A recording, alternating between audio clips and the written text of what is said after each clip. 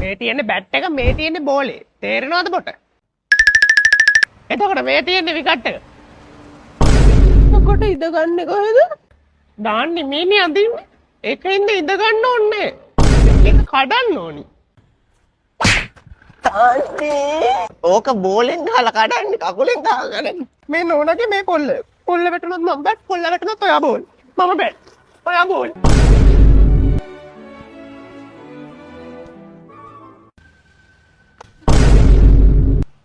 ඒක නෑනේ. පළවෙනි බෝලේ සාමාන්‍යයෙන් අපි ගණන් කරන්නේ.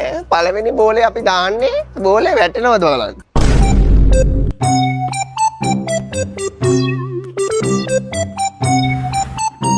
පන්දාස් 504යි නේද? දැන් ඔයා ගහන්න මට ඇති.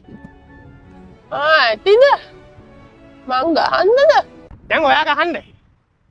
හිමීට දාන්නේ උඩට බලලා ගහන්න. මන්ද ගහන්න.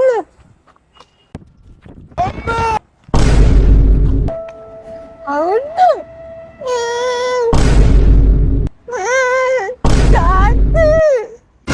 මෙන්න මේ ගහන්න අඬන්න එපා පගෝ. තාත් ඇවිල්ලා මට ගහයිද? මං දාන්න.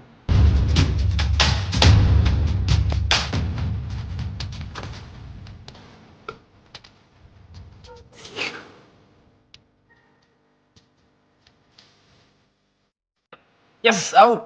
එහෙම අවුට් නෑ. ඔය ඉර තියෙන්නේ ඉරට එහා පැත්තේ කකුල තියන්න ඕනේ. තව චුට්ටක් එහාන් තිබ්බනම් විකට් එක වදිනවා කකුල තොගේ. නැද්ද? නැද්ද නෙමෙයි යකෝ. පොඩි කාලේ දැම්ම මේ හොර කරලා දැනුත් හොර කරනවා. සමුසීතුවේ මම මේ මොඩෙක් කියලාද? කද්ද පොඩි යකෝ කියන්නේ? ඉර තිබ්බේ මෙතන.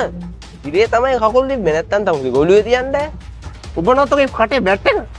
කද්ද යකෝ කියන්නේ? ජම්මට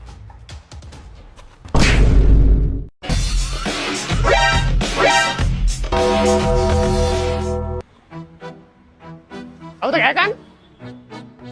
නෑ.